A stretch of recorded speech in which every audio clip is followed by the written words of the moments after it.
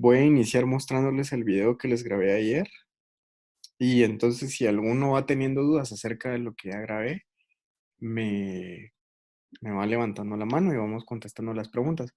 Igual el correo es corto, dura apenas unos 5 minutos y entonces, no, un poquito más.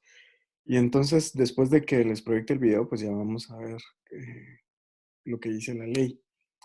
Entonces, aquí está.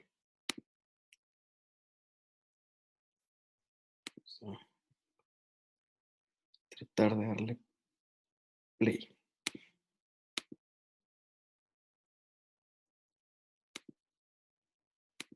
Espero que estén muy bien. Hoy vamos a ver uno de los temas más importantes de materia tributaria y uno de los aspectos a considerar cuando ustedes sean contadores públicos y auditores es el régimen que se llama rentas de las actividades lucrativas del impuesto sobre la renta, que es el que utilizan la mayoría de empresas y sociedades. Entonces vamos a hacer un estudio, ese es el tema hoy, las rentas de las actividades lucrativas. Me voy a ir deteniendo bastante en cada uno de las explicaciones para que ustedes no les queden dudas acerca de qué es cada cosa. El artículo 10 de la ley de actualización.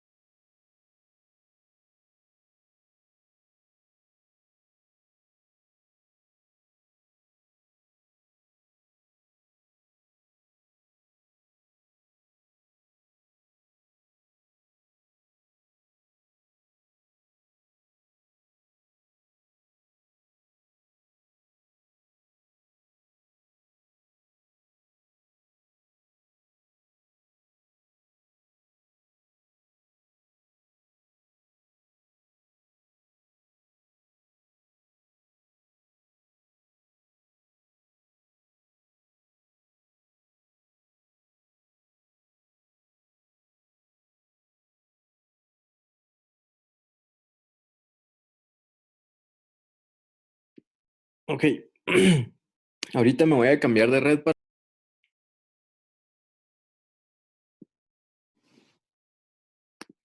Ahorita me voy a cambiar de red para que me puedan oír mejor, permítame.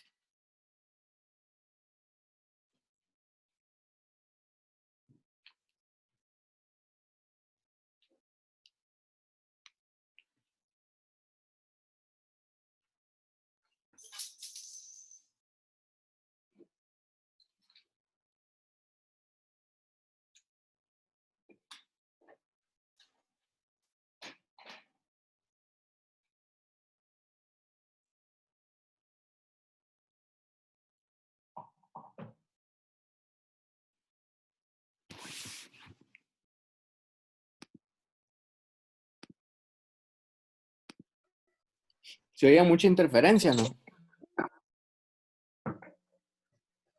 pues lo escucho. Tengo apagado el micrófono. Y aparte también el viejo está teniendo problemas. ¿Qué dice?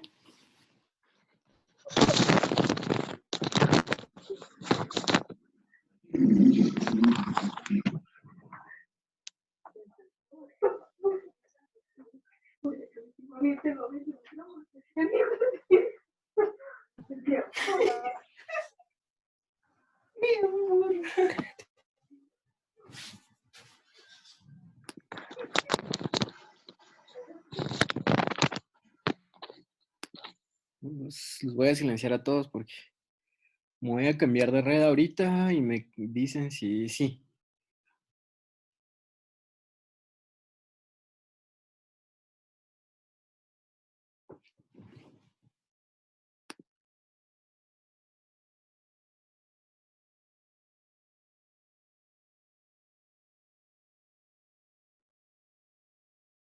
Solo les voy a pedir que ¿Me pueden confirmar si ahora sí se ve bien, porfa? Chicos,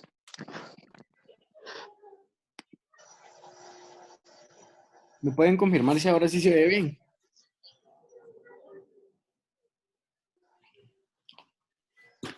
Clic, ahorita sí se oye bien. ¿Sí? Ah, va. Entonces les voy a empezar a proyectar otra vez el video para que, por si se perdieron de algo. Entonces solo les voy a dejar abierto el micrófono para que me digan si pueden ver bien el video. Solo permítanme.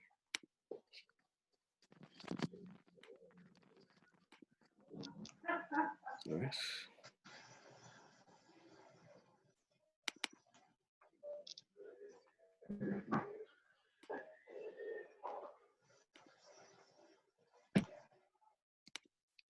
Entonces, este video sí lo pueden ver, ¿verdad? Espero que estén muy bien. Hoy vamos a ver ¿Sí lo pueden ver? Uno de los temas más importantes de materia tributaria. Sí, Clic. Ah, va. Uno de los aspectos a considerar cuando ustedes sean contadores públicos y auditores es el régimen que se llama rentas de las actividades lucrativas del impuesto sobre la renta, que es el que utilizan la mayoría de empresas y sociedades. Entonces vamos a hacer un estudio, ese es el tema de hoy, las rentas de las actividades lucrativas. Me voy a ir deteniendo bastante en cada uno de las explicaciones para que ustedes no les queden dudas acerca de qué es cada cosa. El artículo 10 de la Ley de Actualización Tributaria nos dice cuál es el hecho generador de las rentas de las actividades lucrativas. Y dice que constituye hecho generador del impuesto sobre la renta regulado en el presente título la obtención de rentas provenientes de actividades lucrativas realizadas con carácter habitual u ocasional por personas individuales, jurídicas, entes o patrimonios que se especifican en este libro residentes en Guatemala. Aquí vamos a ver una primera distinción que hace sobre el hecho generador, que dice que es con carácter habitual u ocasional. Entonces, no importa si es una persona, una empresa, una sociedad o lo que sea, que se dedique a eso o que lo haga de vez en cuando, pero una vez realice cualquiera de las descripciones del hecho generador, genera el impuesto sobre la renta en este régimen. Y lo otro, si se dan cuenta, es que dice residentes en Guatemala. ¿Se acuerdan que yo les he explicado varias veces de que nuestro sistema de renta es de renta territorial? Entonces, el impuesto sobre la renta lo van a tributar todas las personas que generen o que incurran en el hecho generador una vez sean residentes en Guatemala. Aquí en el segundo párrafo nos da la definición de actividades lucrativas y dice que se entiende por actividades lucrativas las que suponen la combinación de uno o más factores de producción con el fin de producir, transformar, comercializar, transportar o distribuir bienes para su venta o prestación de servicios por cuenta y riesgo del contribuyente. Es decir que las actividades lucrativas pues son todas aquellas actividades que con base a producción, transformación, comercialización, etcétera, como el nombre le indica, buscan un fin de lucro.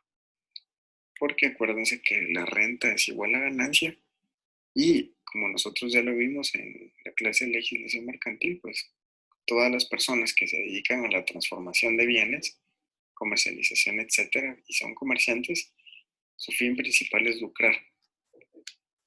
Entonces, se incluyen entre las actividades lucrativas, pero no se limitan como rentas de actividades lucrativas las siguientes. 1. Las originadas en actividades civiles de construcción, inmobiliarias, comerciales, bancarias, financieras, industriales, agropecuarias, forestales, pesqueras, mineras o de explotaciones de otros recursos materiales, naturales y otros no incluidos. Las originadas en la prestación de servicios públicos o privados, entre otros el suministro de energía eléctrica y agua. Las originadas por servicio de telefonía, telecomunicaciones, informáticos y el servicio de transporte de personas y mercancías. Las originadas por la producción y venta y comercialización de bienes en Guatemala. Las originadas por la exportación de bienes producidos, manufacturados, tratados o comercializados, incluso la simple remisión de los mismos al exterior, realizadas por medio de agencias, sucursales, representantes agentes de compras y otros intermediarios de personas individuales, jurídicas, entes o patrimonios. Las originadas por la prestación de servicios en Guatemala y la exportación de servicios desde Guatemala. Las originadas en el ejercicio de profesiones, oficios y artes, aun cuando éstas se ejerzan sin fines de lucro. Esto podría considerarse inconstitucional porque la renta es de actividades lucrativas y si no tiene fin de lucro, pues el hecho generador no coincide, pero eso es otro tema. Las originadas por dietas, comisiones o viáticos no sujetos a liquidación o que no constituyan reintegro de gastos, gastos de representación, gratificaciones u otras remuneraciones obtenidas por miembros de directorios, consejos de administración, consejos municipales y otros consejos u órganos directivos o consultivos de entidades públicas o privadas que paguen o acreditan personas o entidades con o sin personalidad jurídica residentes en el país, independientemente de donde actúen o se reúnen. Ser contribuyente del impuesto sobre la renta regulado en este título no otorga la calidad de comerciante, quienes el Código de Comercio no les atribuye esa calidad. Entonces, miren, nunca les voy a preguntar esto en un examen porque es una lista muy larga, ni siquiera yo me la sé de memoria. Entonces, cuando ustedes estén tratando de deducir si el régimen de actividades lucrativas es consecuente con lo que ustedes están viendo en el papel, lo único que tienen que hacer es irse al artículo de la ley de actualización tributaria y si es alguna de estas actividades, pues es sujeto al pago de impuestos sobre la renta en el régimen de actividades lucrativas. Como ya se dieron cuenta, en cada categoría de impuestos, así como hecho generadora y exenciones también. ¿Se acuerdan que las exenciones son bases de recaudación? Es decir, que tienen que estar creadas por la ley, en las cuales si se cumplen ciertos supuestos, a pesar de que la obligación tributaria nace, pues la ley releva de la obligación de cumplirla. Entonces dice el artículo 11, están exentas del impuesto las rentas que obtengan los entes que destinen exclusivamente a los fines no lucrativos de su creación y en ningún caso distribuyen directa o indirectamente utilidades o bienes entre sus integrantes tales como los colegios profesionales, los partidos políticos, comités cívicos, asociaciones o fundaciones no lucrativas legalmente autorizadas e inscritas como exentas ante la administración tributaria que tengan por objeto la beneficencia, asistencia o el servicio social, actividades culturales, científicas, de educación e instrucción, artísticas, literarias, deportivas, políticas, sindicales, gremiales, religiosas o el desarrollo de comunidades indígenas, únicamente por la parte que provenga de donaciones o cuotas ordinarias o extraordinarias. Se exceptúan de esta exención y están grabadas las rentas obtenidas por tales entidades en el desarrollo de actividades lucrativas mercantiles, agropecuarias, financieras o de servicios, debiendo declarar como renta gravada los ingresos obtenidos por tales actividades. Aquí sucedió algo muy curioso porque muchas veces los colegios se dan cuenta ustedes que tienen librería y hacían muchísimo dinero en la venta de útiles y como los servicios educativos están exentos, no pagaban impuestos. Pero después se emitió una exposición y varias sentencias de la Corte donde decían de que eso está fuera del espíritu educacional y eso es eminentemente con fin de lucro y es por eso que la venta de útiles y cualquier actividad que no tenga que ver con la educación netamente es sujeta al pago de impuestos. Lo mismo sucede con las iglesias y demás entes a los cuales están exentos si hacen cualquier otra actividad para lucrar que no tiene que ver con los fines para los que fue creado o creada, entonces está sujeta al pago del impuesto.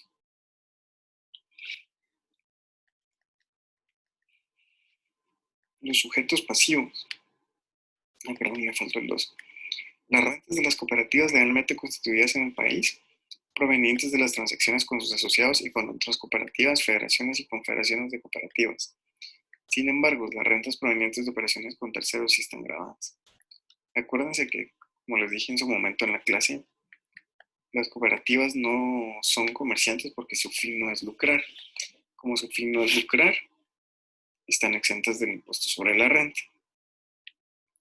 Los sujetos pasivos son contribuyentes las personas individuales jurídicas y los entes o patrimonios residentes en el país que obtengan rentas afectas en este título. Se consideran contribuyentes por las rentas que obtengan los entes o patrimonio los siguientes: fideicomisos, contratos de participación, copropiedades, comunidades de bienes, sociedades irregulares, sociedades de hecho, encargo de confianza, gestión de negocio, patrimonios hereditarios indivisos, sucursales, agencias o establecimientos permanentes o temporales de empresas o personas extranjeras que operen en el país y las demás unidades productivas o económicas que dispongan de patrimonio y generan rentas afectas. Agentes de retención. Son sujetos pasivos del impuesto que se regula en este título en calidad de agentes de retención cuando corresponda, quienes pagan acredientes de rentas a los contribuyentes y responden solidariamente del pago del impuesto. Vamos a ver después cómo opera esto.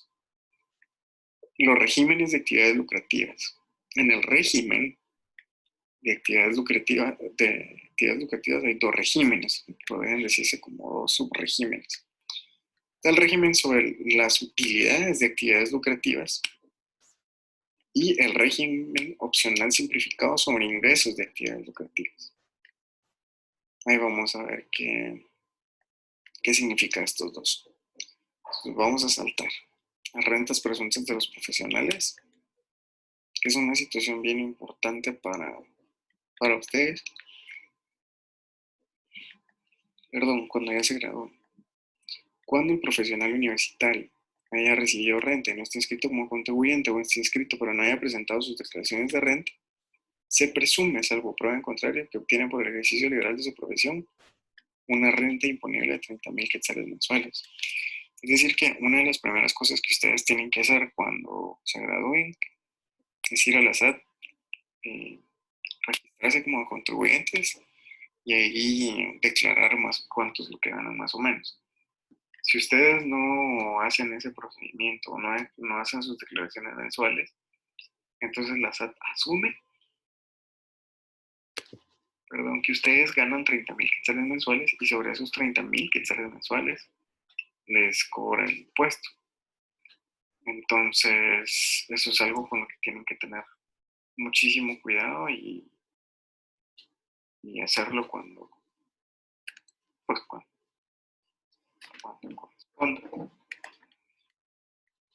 Lo siguiente es que la disposición general sobre el régimen sobre las utilidades de actividades lucrativas es que los costos, gastos, ingresos activos y pasivos se valoran para efectos tributarios según el precio de adquisición o el costo de producción o cómo se dispone en otras partes de este libro.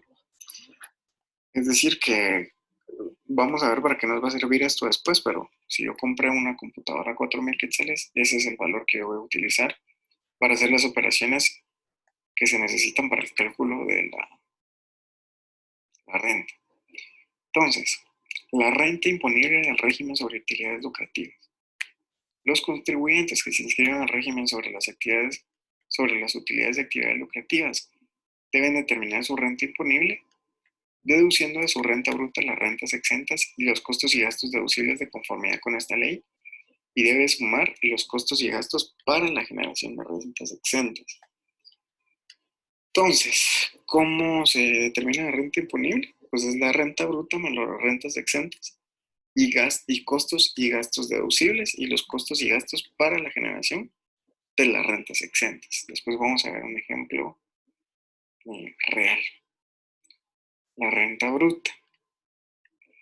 Constituye renta bruta el conjunto de ingresos y beneficios de toda naturaleza, grabados o exentos, habituales o no, devengados o percibidos en el periodo de liquidación. Es decir, que la renta bruta son todos los ingresos que reciba la entidad o persona jurídica que esté inscrita en el régimen de utilidades de actividades lucrativas, tal y como sucede en el régimen de relación de dependencia que vimos anteriormente. En el segundo video vamos a seguir tratando sobre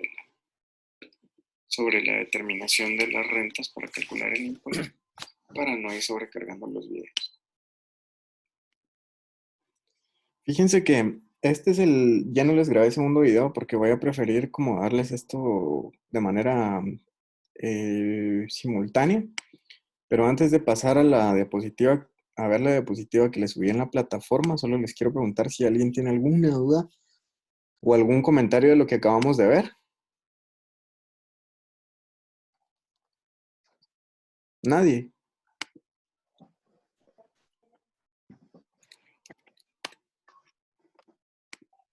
¿Todos tienen bien claro lo que acabamos de ver?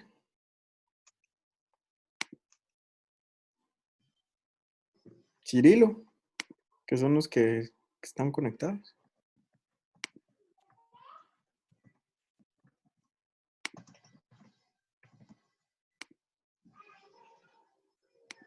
Bueno, vamos a ver.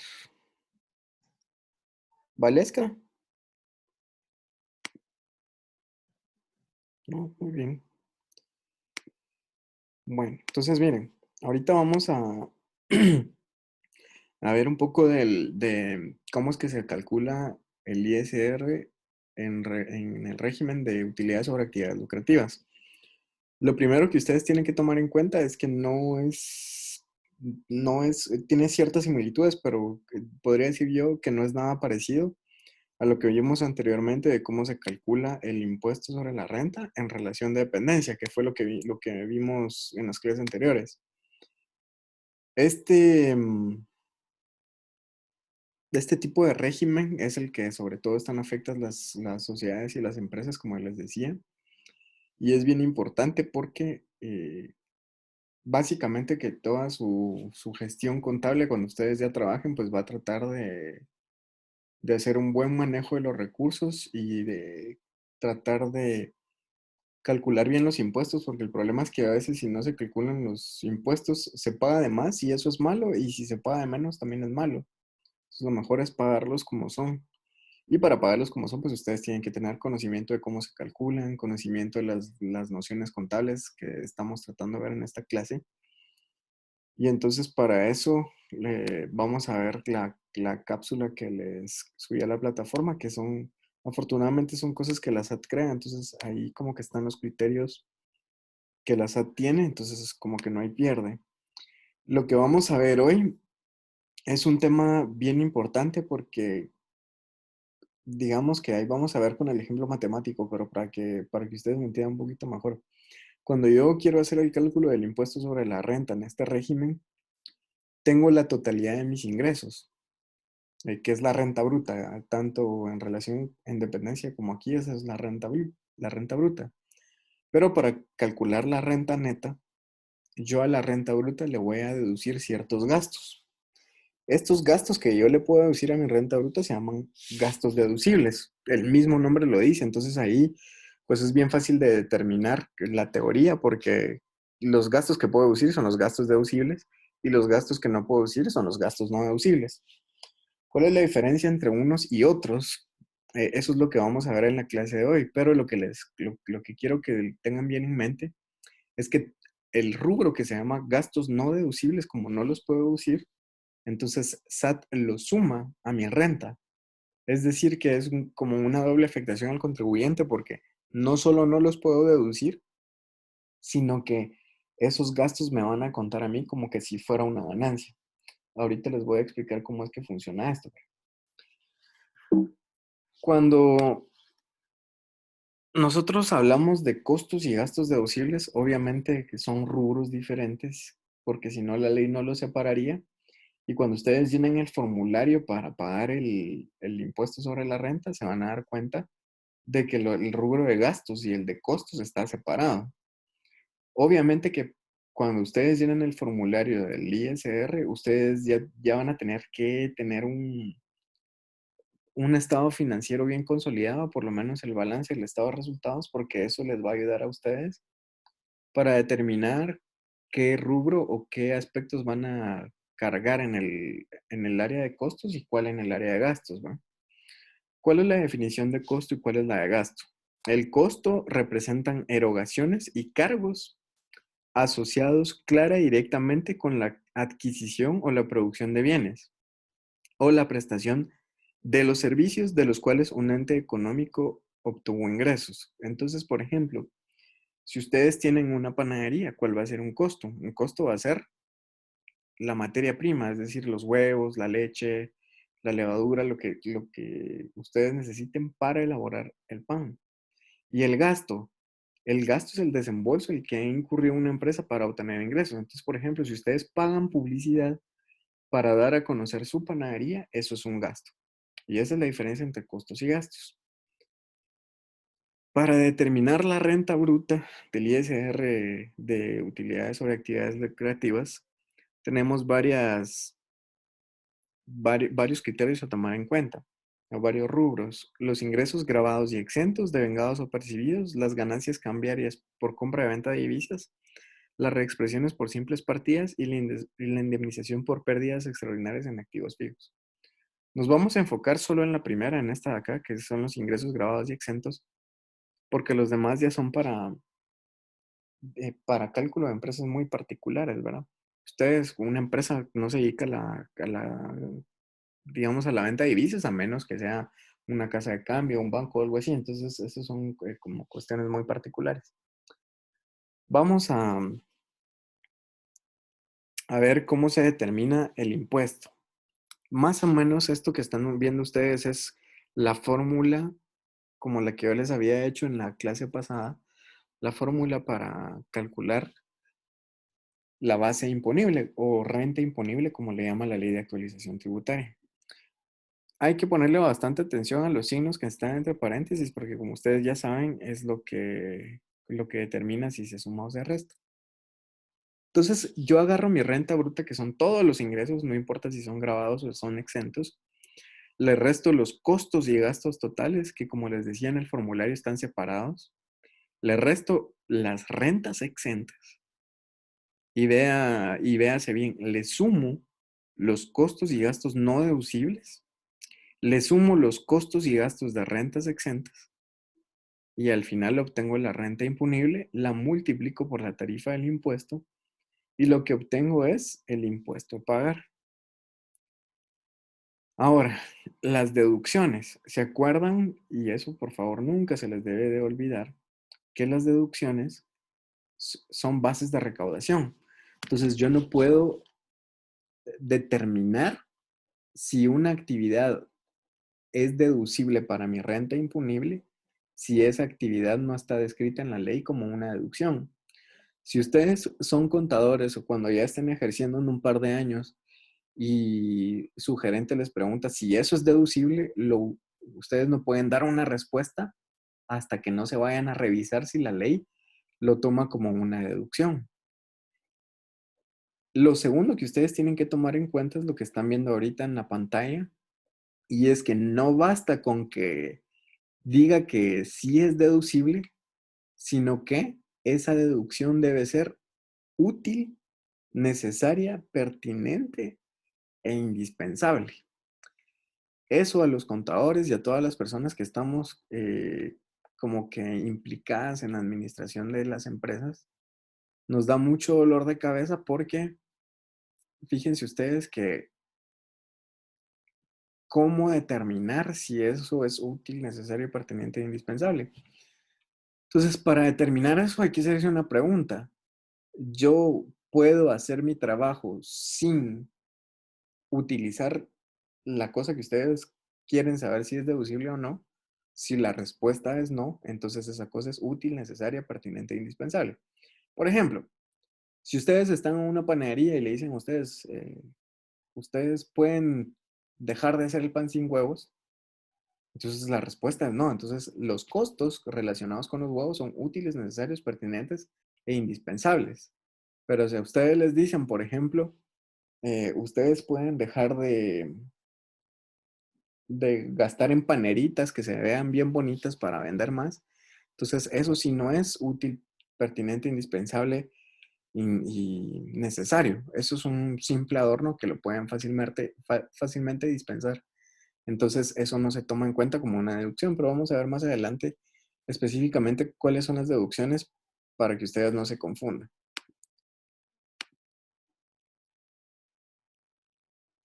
Vamos a ver. Sigue el problema del audio. Espérame que ya me cambié una vez de red. Voy a ver si me puedo cambiar a otra. Yo creo que son los ladrones de Claro porque Entonces, denme un minuto, unos minutitos, me voy a cambiar a una red de tío.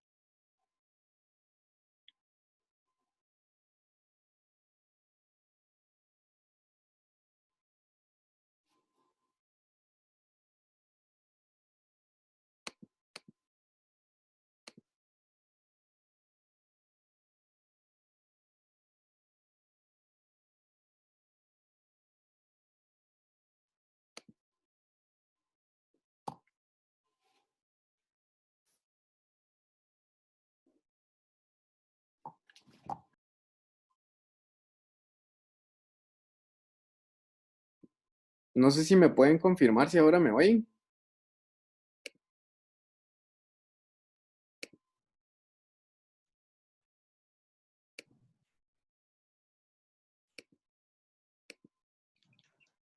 ¿Sí me oyen ahora, no? Sí, Ley. Bueno, cualquier cosa me escriben. Estos ladrones de Claro no tienen buena señal. Bueno, continuemos entonces. Entonces, ¿cuándo proceden la... Vamos a ver, estábamos esto. Para producir o generar renta grabada por conservar su fuente generadora de renta. Eso estamos hablando de si es útil, pertinente, necesario e indispensable. ¿Cuándo proceden las deducciones? Las deducciones proceden cuando se ha efectuado la retención del impuesto, se ha pagado el ISR retenido y será deducible una vez se entere la retención. Cuando la ley habla de enterar la retención, esa palabra enterar significa entregar. En el caso de sueldos y salarios corresponde a quienes los perciban y deben figurar en la planilla del IX y se acredita con la copia de la planilla. Algo muy importante que siempre deben tomar en cuenta ustedes y es que ahorita les voy a compartir la pantalla de nuevo. Nunca se les debe olvidar que para que una deducción proceda, tienen que tener los documentos y medios de respaldo para comprobarlo. Esos medios de respaldo pueden ser facturas o facturas de pequeño contribuyente, facturas o documentos emitidos en el exterior, testimonios de escrituras públicas o contratos protocolizados, declaraciones aduaneras de importación con la constancia autorizada de pago, y esa documentación de soporte ustedes la tienen que guardar. Ahora, ¿cómo funciona esto? Porque muchas personas siempre les surge la duda de qué pasa si la SAT los visita o qué pasa si uno, por decirlo así, dice mentiras en la declaración, porque acuérdense que como estábamos hablando en el régimen de relación de dependencia, la SAT cuando ustedes pagan impuestos, que por ejemplo el pago de este impuesto se venció el 15 de abril que acaba de pasar, SAT no viene a tocar la puerta de su casa y les dice que quiere revisar la documentación, ni los cita tampoco a la SAT inmediatamente, sino que la modalidad que la SAT encontró para determinar que ustedes le están diciendo la verdad, entre comillas, es que cuando ustedes declaran los impuestos, lo hacen a través de una declaración jurada.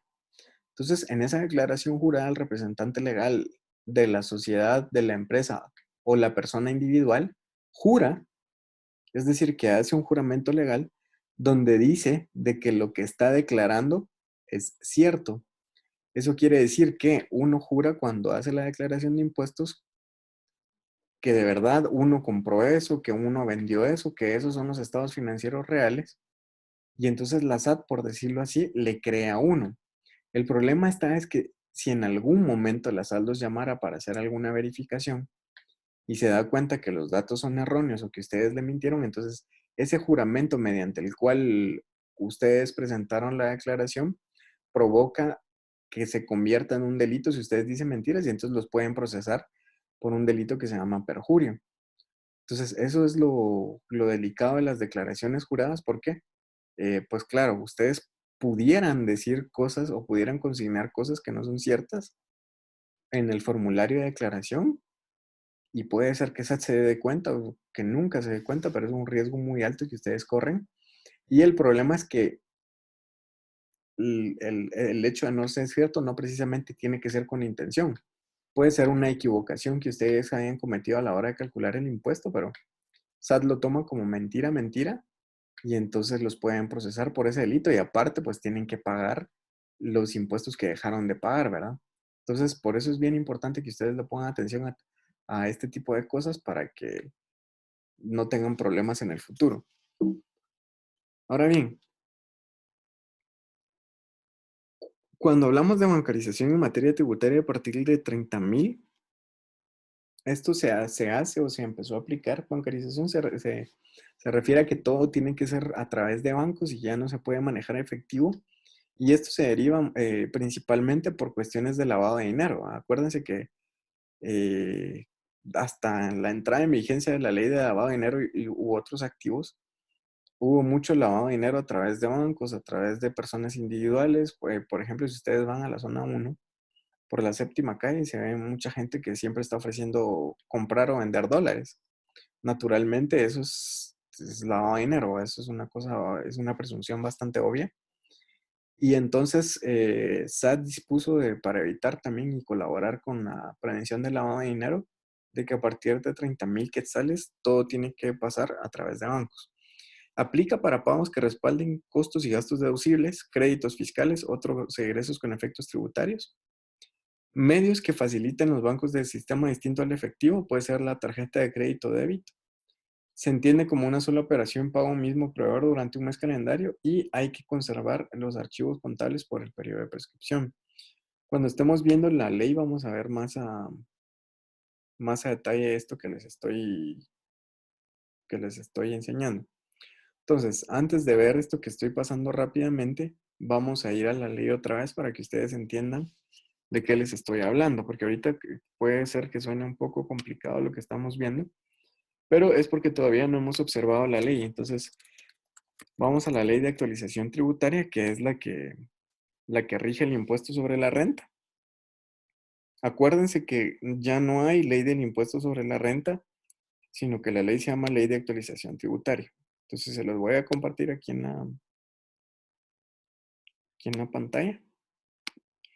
Y justo donde nos quedamos en la grabación del video, vemos que para calcular la renta imponible en el régimen de utilidades sobre actividades lucrativas, lo primero que tenemos que sacar es la renta bruta.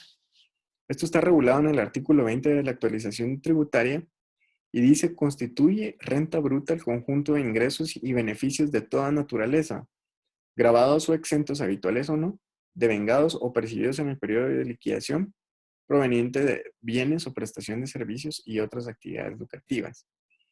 Asimismo, constituye renta bruta los ingresos provenientes de ganancias cambiarias en compraventa de moneda extranjera y las originadas de revaluaciones, reexpresiones o remediciones en moneda extranjera que se registran por simples partidas en la contabilidad. Lo que tenemos que saber de la renta bruta, para no complicarnos, es que la renta bruta son todos los ingresos. Justo como en el régimen de relación de dependencia, la renta bruta es la totalidad de ingresos. Y entonces aquí viene lo que les estaba diciendo, que es la importancia de saber cuáles son los costos y gastos deducibles, que era lo que estábamos viendo en las diapositivas. Entonces dice la ley, se consideran costos y gastos deducibles siempre que, es decir, ese siempre que constituye una condición que es bien fácil determinar porque si esos gastos no son útiles, necesarios, pertinentes e indispensables para producir o conservar la fuente productora de rentas grabadas, entonces esos no se pueden considerar como costos y gastos deducibles. Yo les contaba que, por ejemplo, yo estoy registrado, digamos, como licenciado en la SAT. Y entonces, si yo quisiera meter una factura donde haya desodorantes y una factura donde haya chicles, por ejemplo, entonces esa factura no me entra a mí como un costo y gasto deducible porque yo perfectamente puedo producir renta sin echarme desodorante y sin masticar chicle. Entonces, ¿cuáles son los costos y gastos que se consideran como abusibles según la ley de actualización tributaria? Uno es el costo de producción y de venta de bienes. ¿Cuál es el costo de producción y de venta de bienes? Pues el costo de producción, lo que yo necesito costear para producir los bienes y lo que yo necesito costear para vender los bienes. En el caso que yo les comentaba de la pastelería, pues ¿cuáles pueden ser costos? Los costos, los ingredientes. ¿Cuál puede ser un costo de venta? Pues yo el pan lo necesito poner en mostradores, ¿verdad? Si yo compro un mostrador, ese es un costo de venta. Yo no necesito para producir el pan, pero sí lo necesito para vender. Entonces, si eso es útil, indispensable, necesario y pertinente para la producción de mi renta, eso cuenta como un costo y gasto deducible. Los gastos incurridos en la prestación de servicios, los gastos de transporte y combustibles.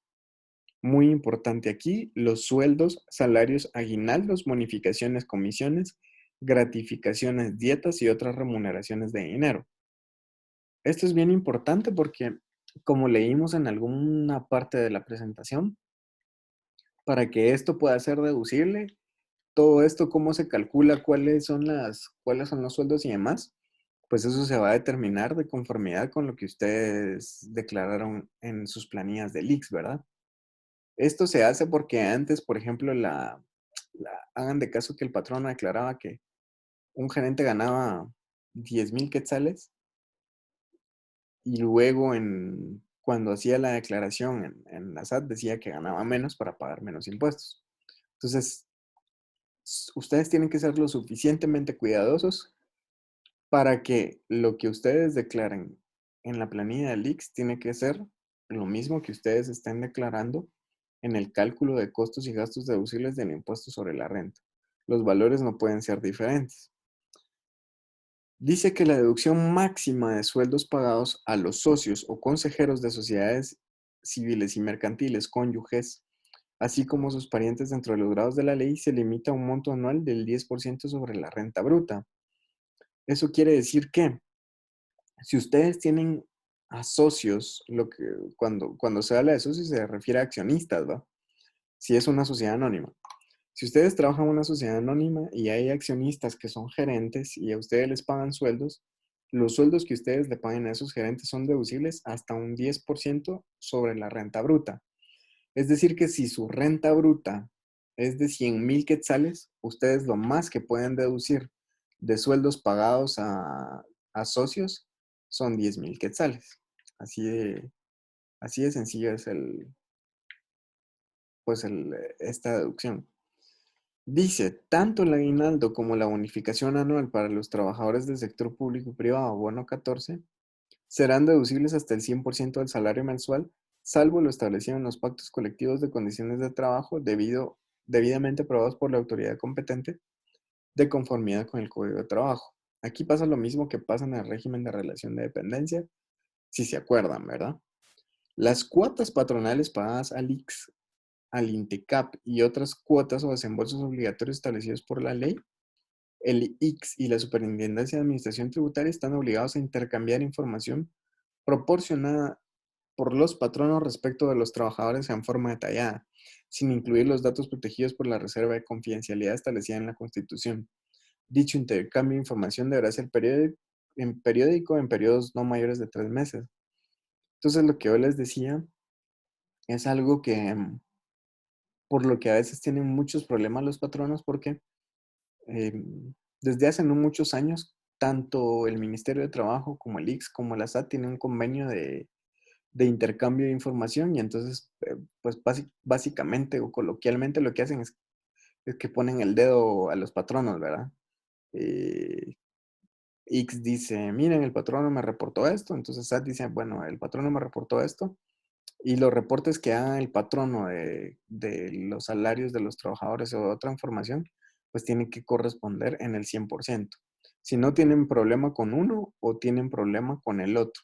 Entonces deben de tener ese debido cuidado para que las declaraciones que ustedes hagan vayan en el mismo sentido, ¿verdad? Porque si no pueden tener problemas Y ustedes como contadores también, porque acuérdense que al final es los que certifican los estados financieros y los formularios y demás son ustedes. Las asignaciones patronales por jubilaciones, pensiones y por primas, por planes de previsión social, tales como seguros de retiro, pensiones, seguros médicos, etc. Las indemnizaciones pagadas por terminación de la relación laboral por el monto que le corresponde al trabajador conforme a las disposiciones del Código de Trabajo o el pacto colectivo correspondiente, o las reservas que constituyan hasta el límite de 8.33% del total de las remuneraciones anuales. Tales deducciones son procedentes en tanto no estuvieran comprendidas en las pólizas de seguro que cubran los riesgos. El monto del gasto derivado por el mantenimiento y funcionamiento de viviendas, escuelas, etcétera, en beneficio gratuito de los trabajadores. Esas son deducciones. Vámonos hasta la 10. El valor de las tierras laborales inscrito en la matrícula fiscal que los propietarios de las empresas agrícolas adjudiquen gratuitamente en propiedad de sus trabajadores. 11. Me voy a ir saltando las que no son tan importantes. Las primas de seguro de vida. 12. Las primas de seguro contra incendio, robo, hurto, terremoto u otros riesgos. 13. Los arrendamientos de bienes muebles o inmuebles utilizados para la producción de renta. 14. El costo de las mejoras efectuadas por los arrendatarios. 15. Los impuestos, tasas y...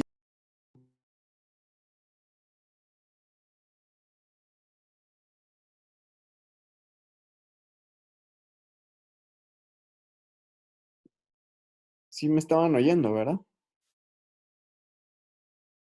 Pues a ver.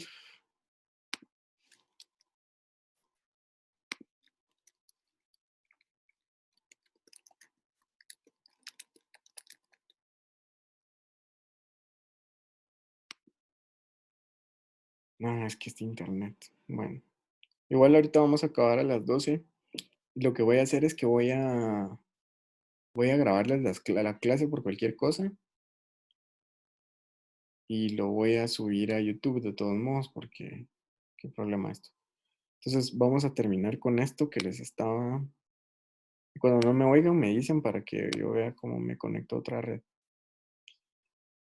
Y entonces...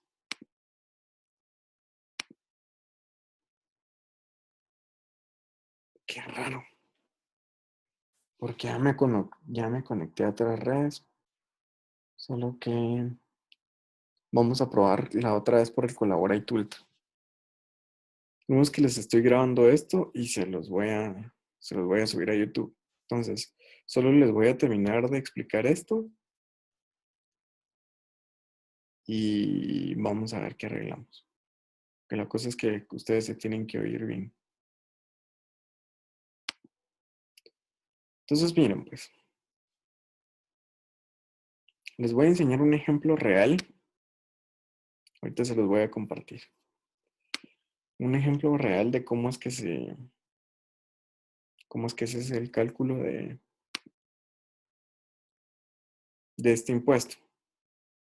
Solo déjenme ver. Que a mí me tocó hacerlo esta semana y es un quebradero de cabeza. Precisamente porque los contadores porque no mucho hacen bien su trabajo.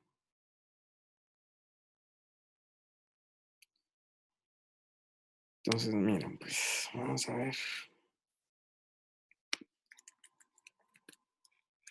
Ahorita solo les estoy buscando el archivo para que lo vean.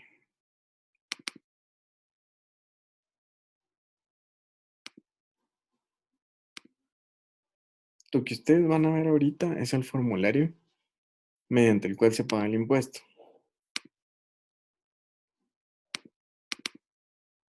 Entonces, miren, así es. Entonces, si se van aquí,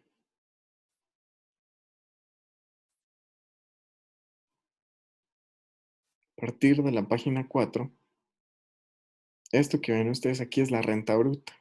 Entonces aquí lo que ustedes ingresan son los ingresos anuales, ¿verdad? Venta y comercialización de bienes. Después van los costos, costos de producción, costo de ventas y ahí vienen los gastos. Eso lo vamos a ir a ver más a detalle, pero es para que ustedes vayan entendiendo cómo es que funciona esto. Y luego, solito el formulario hace la diferencia entre renta bruta, costos y gastos. Esto lo vamos a ver después, los acreditamientos. Y al final de cuentas, este es el saldo del impuesto. Esto que ustedes ven aquí. Menos pagos trimestrales que ya se hacen, que vamos a ver después. Y esta cantidad aquí, 11,310, es lo que se tiene que pagar.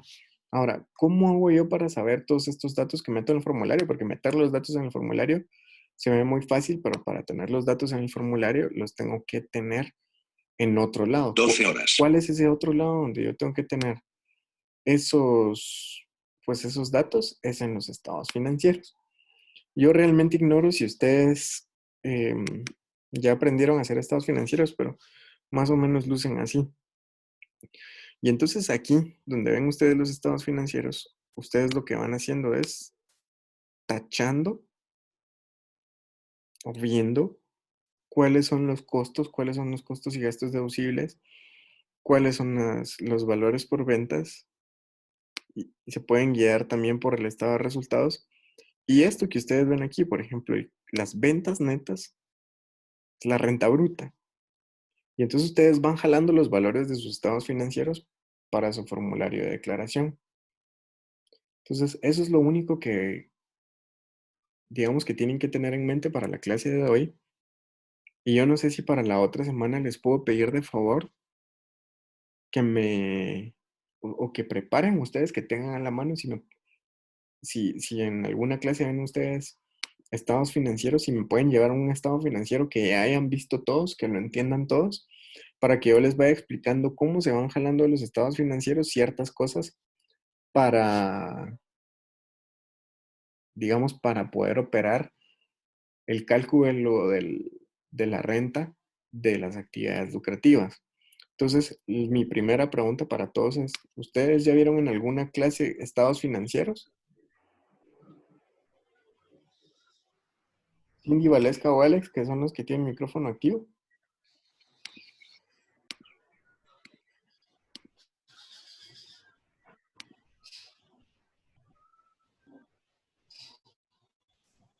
Alberto, Dele. ¿ya vieron en alguna clase estados financieros? Sí, yo recuerdo que sí. ¿Y hay algún estado financiero en que hayan trabajado todos en la clase? Lo que pasa es que hasta este semestre yo me incorporé a este grupo, Lee. Pero en este semestre no han visto. No, este semestre no. Es que solo este es el único curso que recibo con ellos. Ah, ok. Ajá. ¿Y los demás? ¿Valesca? Sí, todos juntos, no, Lick. No. Entonces lo que voy a hacer es que les voy a prestar uno mío. Se los voy a mandar de una vez. Se los voy a subir a la plataforma y se los voy a mandar por WhatsApp para que lo lean, lo interpreten. Y entonces ese estado financiero nos va a servir para que ustedes vean cómo se jalan de los estados financieros y vamos a ir viendo en el formulario poco a poco cómo es que se van jalando esos valores, ¿va? Porque al final de cuentas es lo que a ustedes les va a servir para determinar la renta imponible. No sé si a ustedes ya les dieron información de sus segundos parciales. Todavía no. Todavía no. Que los segundos, vamos a ver, ahorita les voy a decir. Ah, no, todavía no nos han dado la información. Pero yo creo que los segundos parciales es muy posible que vayan a iniciar. No sé si es la otra semana, no estoy seguro. Pero lo que les iba a decir es que como ustedes tienen tarea, la tarea que quede la tarea que coincide con los parciales, se las voy a cambiar de fecha para que solo estén haciendo los parciales y, ¿cómo se llama? Y entonces no estén muy atareados, ¿verdad? Entonces, voy a dejar aquí la clase para arreglar los problemas de conexión. De todos modos, ya terminó y les voy a subir esto a YouTube para que ustedes lo puedan ver. Y si no escucharon bien, pues yo creo que sí la van a poder oír bien. Entonces, nos vemos el otro sábado y como yo soy su maestro guía, pues yo los mantengo informados acerca de los segundos parciales. Que estén muy bien, les envío un abrazo y nos vemos la otra semana.